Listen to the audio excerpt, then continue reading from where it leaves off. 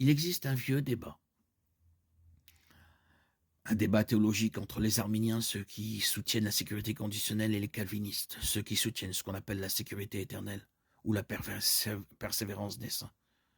Alors que l'arménien peut citer des dizaines de passages bibliques qui soulignent la sécurité conditionnelle du croyant, le calviniste peut citer un éventail tout aussi large de passages bibliques pour soutenir la conception de la sécurité éternelle comme le suivant.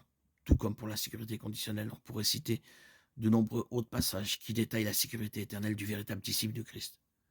Pour chacun des passages, une chose ressort. La sécurité éternelle du croyant n'a rien à voir avec l'effort individuel du croyant, mais avec la grâce préservatrice de Dieu. Alors que les passages qui soutiennent la sécurité conditionnelle semblent se concentrer sur la capacité du croyant à rester fidèle. Que devons-nous penser de tout cela? La Bible enseigne-t-elle à la fois la sécurité conditionnelle et la sécurité éternelle? Dieu parle-t-il avec une langue fourchue?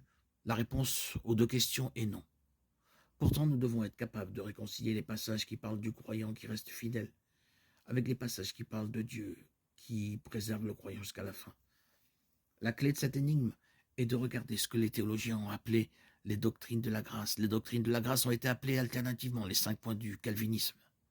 Une appellation erronée car Calvin n'a jamais formulé simplement 5 points. Tulipe est un acronyme basé sur les 5 points surmentionnés. Voici un bref verset d'Éphésiens 1, 13, 14 qui souligne la doctrine de la grâce. Et vous aussi, vous avez été unis à Christ lorsque vous avez entendu la parole de vérité, l'évangile de votre salut. Ayant cru, vous avez été marqués en lui d'un sceau, le Saint-Esprit qui avait été promis, qui est un gage de notre héritage pour la rédemption de ce que Dieu s'est acquis à la louange de sa gloire.